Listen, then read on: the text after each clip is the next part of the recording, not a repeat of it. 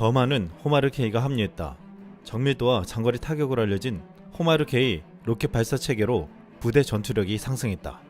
최근 폴란드에 수출된 다연장 로켓 천무 폴란드명 호마르-K가 제16 기계사단에 배치되면서 부대 전투력이 크게 상승했다고 전했습니다. 지난 8월 폴란드 제16 기계사단 예와 제1포병여단이 호마르-K 다연장 로켓 시스템 4세트를 받았다고 했는데 이게 전력화되면서 놀라운 유력을 갖췄음을 확인했다는 말이었습니다. 제1포병여단은 K9 자주포 호마르-A 다연장 로켓 발사대에 이어 호마르-K는 세 번째로 도입한 신형 장비라고 했습니다. 1포병여단은 러시아 칼리닝그라드주와 국경에서 불과 12km 떨어져 있습니다. 그동안 호마르-K가 수도 바르샤바를 중심으로 배치되었다면 이번에는 러시아 국경에 전격적으로 배치된 것입니다. 호마르-K의 국경 배치는 지금 러시아가 가장 우려하고 있는 일이 되고 있습니다. 호마르-K는 최근 사거리가 500km로 늘어나기도 했지만 무엇보다 새로운 미사일이 계속 개발되고 있기 때문입니다. 이번에 러시아 국경과 마주한 1포병여단에 배치되는 호마르-K는 한국이 더욱 무시무시한 무기를 달아줄 계획을 발표하면서 기존과는 차원이 다른 무기가 될 것이라고 했습니다. 폴란드군은 제7 전술 미사일 비행대가 해체된 2005년 9월 말 이후 단거리 전술 탄도 미사일을 보유하지 않고 있기 때문에 천무는 굉장한 전력으로 여겨지고 있습니다. 폴란드군은 한국제 최신 K2 흑배전차로 단거리 교전에 나서고 K9 자주포로 40에서 50km 표적을 제압하며 호마르-K로 300km 안팎의 표적을 타격할 유력적인 전력을 확보했습니다. 호마르-K를 받아본 폴란드군은 놀라운 이야기를 꺼내놓았습니다. 가장 먼저 배치된 폴란드 제18포병연대 제3 미사일 사단에서는 호마르-K 15기를 도입하면서 병사들의 인터뷰를 했는데 병사들은 이렇게 말했습니다. Na systemie Homarka umożliwia zamontowanie dwóch podów, czyli 2 razy 6 rakiet CGR-080 albo 2 rakiety CTM-290 lub wymiennie rakieta 1 CTM CGR. W zależności od zamontowanego poda w pakiecie mówimy o 2 zdolnościach. Jedną z nich jest Chunmoo Guided Rocket 080. Jest to pocisk rakietowy o przybliżonej donośności 80 km. Natomiast Chunmoo Tactical Missile, jego zasięg określany jest około 290 km. No to daje bardzo dużą elastyczność w działaniu przełożonych i planowaniu użycia tego systemu. Z punktu widzenia dowódcy dywizjonu najważniejszym aspektem, że jest to sprzęt nowy, na gwarancji. W tym momencie ciężko jeszcze mówić o bezawaryjności, ale wierzymy głęboko w to, że te wszystkie testy, bo te testy odbywały się zarówno w Korei z przedstawicielami Agencji Uzbrojenia, Zarządu Wojsk Rakietowych i Artylerii, jak i nas jako użytkownika, czy odpowiednich instytutów badawczych, które badały ten sprzęt przed wprowadzeniem go do sił zbrojnych, zagwarantują nam bezawaryjne użytkowanie tego systemu. I z punktu widzenia dowódcy dywizjonu to jest bardzo ważna informacja, bo wtedy my będziemy mogli skupić się na szkoleniu. 폴란드에 이어 K9 자주포를 도입하고 이제는 K2 전차까지 도입하려 하는 루마니아에서는 지금 폴란드가 러시아를 상대로 통과할 수 없는 벽을 준비하고 있다고 했습니다. 디펜스 루마니아는 지난 23일 폴란드는 다시는 러시아 식민지가 되지 않기 위해 무엇이든 할 것이다 라고 말했다고 했습니다. 여기서 폴란드는 동부 국경을 강화하는데 복잡한 방어 시스템을 구축하려 한다며 무엇보다 한국산 무기로 강력한 벽을 만들었다고 했습니다. 그런데 최근 한국이 폴란드의 천문 다연장 로켓에 새로운 미사일을 제안한 것이 놀라움을 주고 있습니다. 이미 80km 사거리 CGR-80에 더해 KT-XSM의 수출형인 290km의 사거리를 가진 CTM-290을 수출한 바 있습니다. 그런데 여기에 대함 탄도미사일까지 쏠 수 있게 해준다는 것이었습니다. 비즈 한국 김민성 한국국방안보포럼 연구위원은 9월 23일 하나 폴란드 다연장 로켓 전투함 킬러 ASBM 미사일 통합을 제안했다라고 보도했습니다. 이 매체는 하나는 원래 유성함법 및 관성항법으로만 유도돼 이동 표적을 공격할 수 없는 CTM MI 미사일을 개조하여 배를 추적하고 격침시키는 능력을 갖춰 대함 탄도미사일로 개조할 수 있다는 보관을 제시했다고 했습니다. 이를 위해 기존 CTM MI 미사일의 기수 부분에 적외선 탐색기를 추가할 것이라고 했습니다. 여기 달리는 적외선 탐색기는 표적을 탐지해야 할 종말 단계에서 뚜껑과 비슷한 슈라우드를 분리해서 적함선을 추적하는데 이 구조는 하나가 만들고 있는 SM의 ABM, 대탄도탄, 유도탄, 일명 한국판 사드와 비슷하다고 했습니다. 결국 한국판 사드라 불리는 SM에서 사용하는 방식을 이용해 천무에서도 전탄킬러로 불릴 대함탄도미사일을 쏠 수 있게 해준다는 것이었습니다. 이번 제안은 폴란드 제16 기계사단 제1포병여단에서 왜 그토록 강력한 전력을 갖췄다고 말하는지를 알 수 있게 해주었습니다. 비장국 김인석 위원은 폴란드가 이번에 제안받은 대함미사일을 자국의 해안방어 시스템에 통합할 경우 러시아 소유 영토인 칼리닝그라드를 전투함 없이 봉쇄할 수 있게 된다고 했습니다. 또한 이미 구매한 노르웨이제 대함미사일 NSM과 함께 쓸 경우 러시아 전투함이 이를 요격하는 것은 불가능할 것이라고 말했습니다. 한국군도 앞으로 비싼 대함미사일 대신 대지 및 대함 타격이 동시에 가능한 천무 ASBM을 사용하면 비공, 비룡의 천무 ASBM으로 구성된 3단계 해안방어 미사일 전력을 완성할 것으로 예측된다고 했습니다. 또한 이번에 천무에 장착되는 대함탄도미사일은 중동 국가들도 탐을 내고 있다고 했습니다. 천무 다연장 로켓을 구매한 사우디아라비아와 아랍에미레이트도 좁은 페르시아만에서 이란 해군을 견제해야 하는 임무를 가지고 있습니다. 미국제 대함미사일을 구매하는 것이 쉽지 않은 국가들은 해안방어 시스템으로 천무 로켓을 고려할 수밖에 없을 것으로 보고 있습니다. 여기에 더해 지금 이 소식을 가장 반길만한 국가는 오래전부터 천무 도입을 검토하고 있는 노르웨이일 것이라고 했습니다. 노르웨이는 러시아와 길게 북극 국경을 맞대고 있어 러시아 전투함에 대한 견제가 필수적입니다. 한국 군사정보를 주로 다루는 하크메이스는 9월 21일 한 장의 사진을 올리면서 흥미롭다고 반응했습니다. 이 사진에서는 천무에서 쏠 수 있는 총 4가지 종류의 미사일을 보여주면서 사거리 80km, 160km, 290km, 290 플러스 km로 적어놓았습니다. 하크메이스는 이 사진에서 노르웨이 군대를 위한 K-29 역량을 확인할 수 있다며 전에도 여러 번 언급했듯이 하나 에어로스페이스 노르웨이 정부 콩스버그는 현재 가장 빠른 배치, 비교적 저렴하고 성능도 최고인 K-29에 대해 서로 논의하고 있다고 했습니다. 지금 다양하고 흥미로운 K-29 미사일이 빠르게 개발되고 있다며 앞에서 언급한 160km의 대함탄도미사일을 비롯해 290km 이상의 미사일은 한국이 고객을 위해 MTCR을 우회하여 새로운 450km 이상의 탄도미사일을 준비할 것이라는 소식과 일치한다고 했습니다. 이것은 원래 사우디아라비아가 요구했을 것으로 추측하지만 노르웨이에도 수출할 수 있다는 것이었습니다. 하크메이스는 특수 미사일을 제외한 대부분의 K-29 미사일은 하이마스 탄약보다 10에서 40%까지 저렴한데 K-29는 미국산에 이어 세계에서 두 번째로 많이 생산된 현대식 로켓 포병 체계라고 했습니다. 한국군만 해도 약 370여 대를 보유할 계획이며 폴란드가 주문한 288대의 K-29와 사우디아라비아와 UAE가 주문한 알려지지 않은 양을 합치면 엄청난 수가 생산되었고 생산되고 있다고 말했습니다. 이렇게 폴란드, 노르웨이 등 유럽 국가들을 비롯해 중동 국가들이 한국산 무기에 큰 관심을 가지고 도입하고 있는 가운데 24일 놀라운 소식이 전해졌습니다. 우리 육군이 76년 역사상 처음으로 전차와 자주포 등을 동원해 해에서 연합훈련을 실시한다는 것이었습니다. 23일 군 당국에 따르면 육군 11기동사단 장병 100여 명이 다음 달 14일부터 2주간 카타르 알 칼라엘 훈련센터에서 현지 지상군과 연합훈련을 실시한다고 했습니다.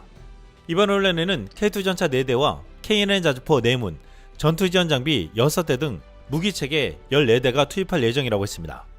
이번 훈련 기간 해군도 카타르군과 최초로 해상 연합훈련을 실시하는데 해군의 천왕봉급 상륙함 노적봉함이 카타르 도하근해에서 카타르와 훈련할 계획입니다. 이를 통해 세계부대에 항공 육군의 저력을 보여주고 K2 전차와 K9 자주포 등 한국의 우수한 무기체계를 널리 알리겠다고 했습니다. 한국은 지금 세계 4대 방산 수출국으로 가겠다는 목표를 이뤄가고 있습니다. 에스토니아 국방부는 처음으로 K9 썬더의 정확도를 약 30km에서 테스트해 장거리 포병에서 인상적인 정밀도를 입증했다. 최근 러시아와 국경을 마주하고 있는 에스토니아에서 K9 실사격을 하며 놀라워하고 있습니다. 에스토니아 공영 이아라 뉴스는 지난 15일 에스토니아 방위군 구성원들이 처음으로 K9 자주포를 약 30km 떨어진 곳에서 시험 발사했다라고 보도했습니다. 이 매체는 한국산 K9 썬더 자주포는 에스토니아 방위군에서 4년째 사용하고 있다며 오늘 처음으로 약 30km 떨어진 표적을 향해 발사되었다고 했습니다. 이 시스템의 표준 탄약에 대한 최대 사거리인데 지금까지는 이를 시험할 적합한 훈련장이 없었다고 했습니다. 하지만 이번에 인구가 적은 에스토니아 이다비루 카운티에서 페이퍼스 호수 북쪽 해안에 있는 레무니크 마을 근처 숲에서 시르갈로 훈련장 방향으로 총격이 가해졌다고 했습니다. 이번 시험 발사를 주관한 포병 대대장인 앨런 레이드만 소령은 이번 실사격 훈련에는 3가지 주요 목표가 있었다고 했습니다. 첫째는 우리는 탄약이 장거리에서 어떻게 작용하는지에 대해 알고 싶고, 둘째, 전방 관측자는 특정 관측 지점을 찾아 표적 구역을 추적하고 직접 사격할 수 있는지를 확인해 보기 위해서라고 했습니다. 셋째, 포병대는 현역 인력으로 구성되었기 때문에 실제 훈련에서 통합할 수 있는 새로운 지식과 경험을 얻으려는 목적이 있었다고 했습니다. 사격 결과는 대성공이었습니다. 사거리가 길었음에도 불구하고 이 자주포는 뛰어난 정확도를 보여주었고, 이는 전시에 탄약을 절약하는 데 큰 도움이 될 것이라고 말했습니다. 레이드만 소령은 오늘 발사한 거리에서 약 20m 반경 내에 지속적으로 정확도를 달성할 수 있다면 우리는 더 이상 원거리 무기가 아니라 정밀 무기에 대해 이야기하고 있는 셈입니다 라고 말했습니다. 에스토니아 공영 이아라 뉴스에서는 이날 시험 발사한 16장의 사진을 공개했는데, 수풀이 우거진 산악 지형에 서 있는 K9에서 불을 뿜는 장면이 포착되었습니다.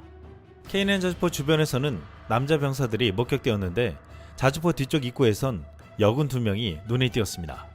이번 시험 발사에 에스토니아 여군이 참가한 것을 알 수 있었습니다. K9 자주포는 현역 징집병 외에도 예비군과 여군들도 쉽게 운영할 수 있다는 장점이 있어 인구 130만밖에 되지 않는 에스토니아에게는 최적의 무기라고 칭송받았습니다. 지난 3월에는 에스토니아 예비군이 K9 자주포를 시험 발사하고 소감을 말하는 영상이 화제가 된 바 있습니다.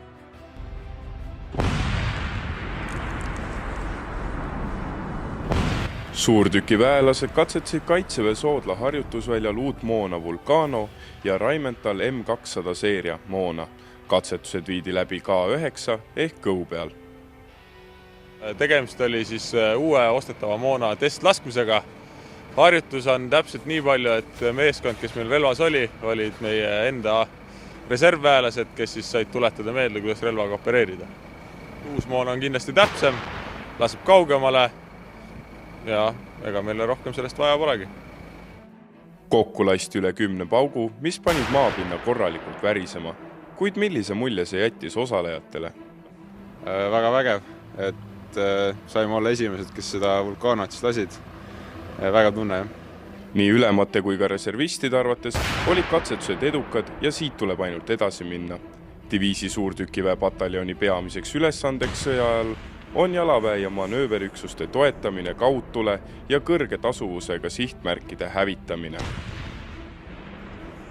지난 3월에는 예비군이 K9 자주포를 시험해보며 예비군도 쉽게 운영할 수 있다는 것에 초점을 맞추었다면, 이번에는 현역병들이 최대 사거리를 쏘았을 때 얼마나 정확한지를 확인하는 시험이었습니다.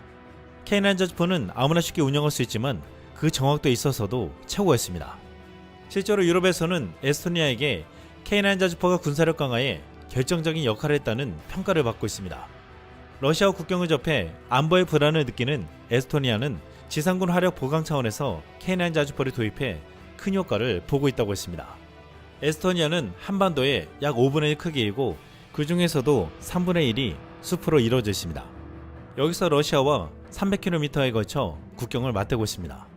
러시아 제국의 지배를 거의 200년간 받은 에스토니아는 우크라이나 다음 대상이 에스토니아라는 말에 최고의 방위태세를 구축하려 하고 있습니다. 에스토니아는 러시아 국경을 접해 안보의 불안을 느끼며 지상군 화력 보강 차원에서 K9 자주포와 미국산 고속기동 포병 로켓 시스템 하이마스 등을 도입했습니다. 그런데 이번에 K9 자주포의 실사격에서 놀라운 정확성은 지금 에스토니아가 계획하고 있는 러시아가 침공 시 격퇴하는 전술에 완벽하게 작용할 것이라고 했습니다. 에스토니아를 비롯해 라트비아, 리투아니아, 발트 3국은 러시아와의 국경에 600개의 벙커를 6천만 유로 예산으로 2025년에 건설할 예정으로 알려져 있습니다. 에스토니아 국방준비 담당 차관보의 자문위원인 예비군 중령 카이도 티투스는 우크라이나에서의 전투훈련이 발트 3국이 러시아 기갑부대의 진격을 막을 방법을 찾아야 한다는 것을 보여주었다고 말하며, 그들을 내버려둔다면 우리나라를 보호하기에는 너무 늦을 수도 있다라고 말했습니다. 여기에 지난 7월 나토 훈련에서 에스토니아군 참모총장과 사령관을 역임한 마틴 헤렘 장군은 놀라운 에스토니아의 전략에 대해서 언급했습니다. 러시아의 국경에 600개 벙커를 지을 계획을 세우고 있지만 헤렘 장군은 러시아의 침략에 대항하는 가장 좋은 방법은 압도적인 대응이라고 믿는다고 말했습니다. 헤렘은 만약 푸틴이 도발한다면 능력을 보여주고 러시아가 파견하는 군대가 많더라도 70%가 첫날에 파괴된다는 것을 알아야 한다는 것을 보여주는 것이라고 말했습니다. 국경을 넘어 마주보고 있는 군대와 공격을 지원하는 군대를 포함하여 200km 떨어진 곳에서 말입니다.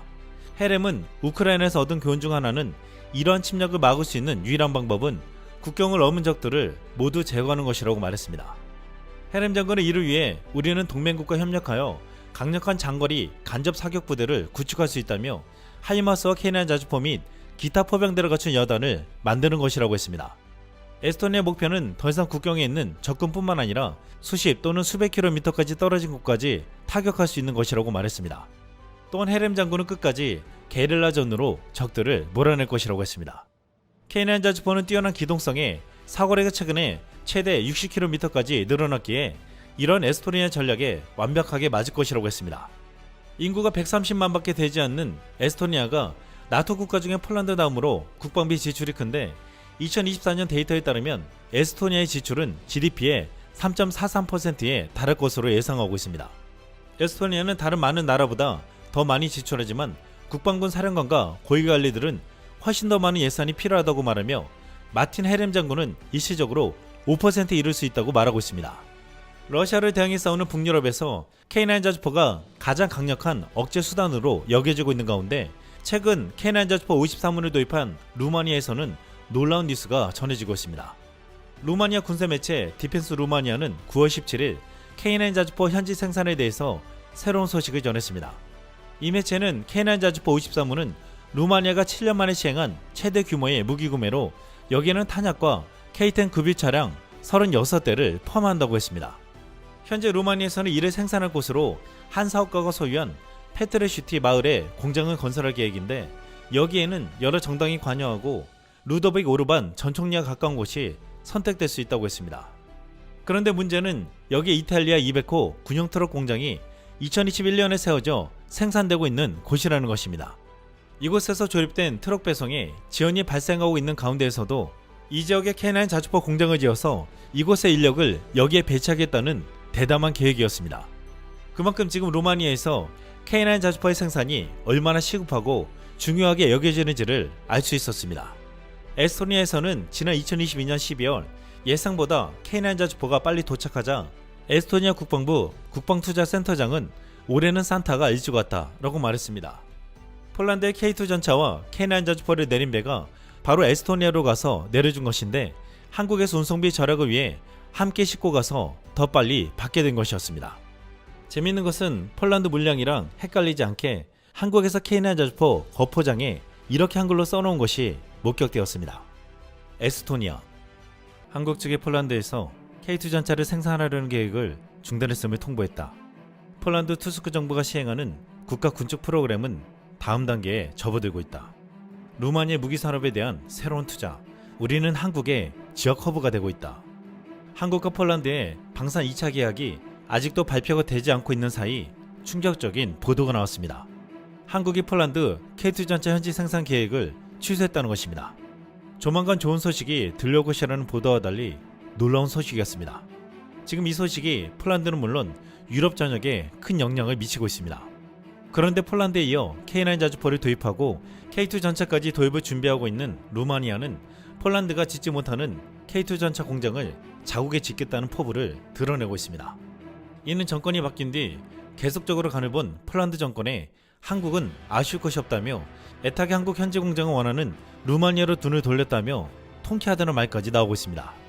폴란드 언론 크레시는 지난 9월 29일 한국 국방부 차관은 한국이 폴란드의 전차 기술 이전을 환영하지만 폴란드 조립 공장에 예비 부품 공급을 포함한 현대화가 필요하기 때문에 계획을 보류하고 있다고 말했다고 했습니다.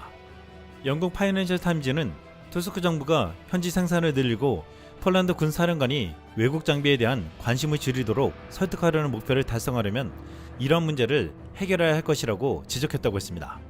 폴란드 언론들은 대대적으로 이 소식을 전하며 폴란드 정부의 태도가 바뀌지 않으면 현지 생산은 힘들 것이라고 지적했습니다. 마리우시 부하슈차크 전 국방부 장관은 최근 몇 주 동안 우리는 K9 자주포, 크랙 곡사포, 하이마스 발사대, K2 전차, F-50 항공기에 대한 무기 구매 중단에 대해 알게 되었습니다 라고 말했습니다. 폴란드 매체 크래시는 폴란드의 단점이 지난 3월에 드러났는데 당시 EU에서 탄약 생산을 늘리기 위해 유럽연합 집행위원회가 선정한 31개 프로젝트 중 폴란드에서는 단 한 곳뿐이라고 했습니다. 이는 5억 유로 상당의 자금 조달 패키지에서 폴란드에 210만 유로를 제공한다는 의미라고 했습니다. 이 실패로 도널드 투스크 연립정부와 지난해 12월 정권을 잃은 법정의당이 이끄는 우익 야당 사이의 긴장이 고조됐다라고 전했습니다. 부하슈차크 전 국방부 장관과 법정의당 지지 세력은 지금 투스크 정부가 한국 측에 억지를 부리며 K2 전차 현지 생산을 막고 있다고 비판하고 있습니다. 또한 F-50과 K9 자주포 현지 생산도 어려워졌다고 했습니다. 폴란드 군수부는 댓글로 바로 아니라고 항변했지만 지금 한국 측에서 폴란드의 산업시설 미비로 K2 현지 생산이 어렵다고 말하고 있다며 폴란드 투스크 정부에 딸려가지 않고 강공을 펴고 있는 것으로 확인되고 있습니다. 한국은 폴란드가 아니라도 아쉬울 것이 없다는 입장입니다. 이런 상황에서 하나 에어로스페이스는 호주 질롱 공장에 이어 루마니아의 두 번째 해외 생산기지를 짓겠다는 전략을 발표했습니다. 루마니아 매체 디펜스 루마니아는 한국의 거대 기업 하나는 루마니아군의 K9 썬더 자주포 54대를 납품하는 계약에 대한 상세 계약을 제시할 준비를 하고 있다고 했습니다. 이것은 바로 루마니아 페트레슈티 마을에 자주포 조립 공장을 건설한다는 것이었습니다. 또 다른 루마니아 매체 프라마뉴스는 내년 초 하나가 루마니아의 방산용 장갑차 공장 착공에 나서며 이 공장이 유럽의 모든 하나 지상 시스템의 지역 허브가 될 것이라고 말했습니다. 이번 계약에 따라 하나 에어로스페이스는 루마니아의 대규모 생산 유지 관리 시설을 건설해 최첨단 플랫폼은 물론 경제적, 산업적 이익도 함께 제공하기로 했다라고 말했습니다. 루마니아 공장은 8월에 완공된 호주 질롱시의 공장과 유사할 것이라고 하면서 호주 HAS가 최초이고 루마니아는 두 번째가 될 것이라고 했습니다. 원래의 계획대로라면 폴란드가 두 번째가 되어야 하지만 폴란드 새 정권의 목리로 인해 루마니아가 선택될 것으로 보이고 있습니다. 하나는 루마니아에게 레드백 장갑차 생산도 제안했는데 이 공장에서 K9 자주포는 물론 레드백까지도 생산될 수 있기에 루마니아는 레드백까지 도입할 가능성이 더 높아졌다고 했습니다. 또한 K2 전차 도입을 최종 검토하고 있는 루마니아는 K2 전차 현지 생산도 이 인프라를 통해서 재빠르게 준비할 수 있다고 했습니다. 루마니아 최고 군사 전문가는 최근 K2 전차 도입의 필요성에 대해서 강하게 주장했습니다. 루마니아는 최근 미국에게 군 현대화 지원을 명목으로 9억 2천만 달러, 한월에 약 1조 2천억 원의 군사 차관을 지원받는 계약을 체결했습니다. 이것은 러시아의 우크라이나 침공으로 악화된 지역 불안정에 대응해 루마니아의 국방 역량을 강화하기 위한 노력의 일환이라고 했습니다. 그런데 이번에 미국이 돈을 빌려주면서 M1A2 에이브람스 전차 54대와 F-35A 구입이 포함되어 있는데 이는 K방산의 루마니아 시장 진출 노력에 일부 영향을 끼칠 것이라고 했습니다.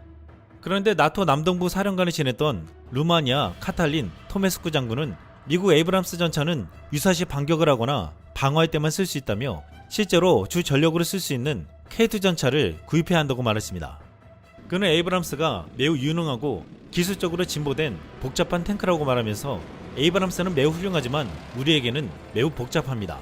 나는 탱크 운영자로서 다른 대대를 다른 유형의 탱크로 구성할 것을 권장합니다. 라고 말했습니다.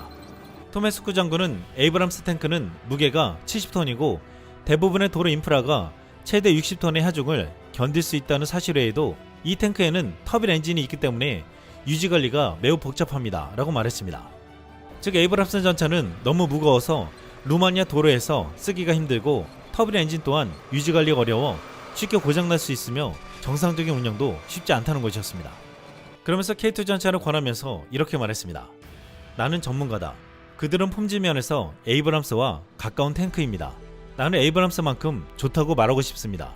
세 가지 모두 비용, 성능, 무게, 유지관리, 포신 작동기간, 승무원 보호 등의 장점이 있습니다. 일각에선 K2 전차와 함께 독일산 레오파드 전차도 도입 대상이 될 수 있다고 하지만 지금 루마니아에서는 독일산 도입은 고려하지 않는다고 했습니다. 토메스쿠 장군은 과거 루마니아가 헝가리와 함께 독일에서 라인메탈의 공장을 신청했지만 독일은 루마니아를 외면하고 이웃 국가에 투자하기로 결정했다고 했습니다. 방산산업 기반이 약한 루마니아는 늘 독일에게 무시당했다고 했습니다. 이에 지금 루마니아의 군수산업을 살리려면 현재 공장을 세워줄 국가가 필요한데 바로 한국은 K9 자주포 K2 전차를 도입하면 현지 공장을 세워주기 때문에 미국이나 독일이 아닌 한국이 루마니아에게 얼마나 필요한지를 역설했습니다. 루마니아는 이번에 K9 자주포 공장을 내년 초에 착공한다는 소식과 함께 한국의 K9 자주포 엔진을 국산화했다는 소식을 뜨겁게 환영했습니다. 영국의 군사전문지 제인스는 한국 기업 STX 엔진이 K9 자주포용 국산 엔진 생산을 시작했다고 알렸습니다. 한국산 K9 자주포를 최근 도입한 루마니아, 인도 등 많은 나라들이 이를 긴급 소식으로 전했습니다. 한국 기업 STX가 지난 27일 K9 자주포 국산 엔진 양산 1호 개 출고 기념식을 개최했습니다. STX는 K9 자주포를 위한 최초의 완전 국산화 1000마력 엔진을 생산했는데 3년 만에 이 기술이 개발되었고 500개 이상의 엔진 부품이 생산에 들어갔다고 했습니다. 한국산 엔진은 독일산보다 생산성과 효율성이 뛰어나 포병체계 구동 성능에 긍정적인 영향을 미칠 것으로 예상되고 있습니다. 가장 중요한 것은 독일산 엔진을 사용하면 중동의 일부 국가에 자주포를 수출할 수 없었기 때문에 국산 엔진을 통해서 더 많은 국가에게 자유롭게 수출할 수 있을 것으로 보이고 있습니다. 지난해 7월 하나는 사우디아라비아에 K9 자주포 200문을 수출할 준비를 하고 있다고 했는데 한국산 엔진을 장착하면서 중동 지역의 K9 자주포 수출이 더욱 커질 것으로 전망되고 있습니다. 이에 이번에 카타르 현지 연합훈련에 K2 전차와 함께 K9 전차가 참가한 것이 우연이 아니라고 했습니다. 이번 연합훈련을 통해서 한국은 중동 세이지에서도 놀라운 성과를 낼 것이라고 했습니다. 이상 쓸멍이었습니다.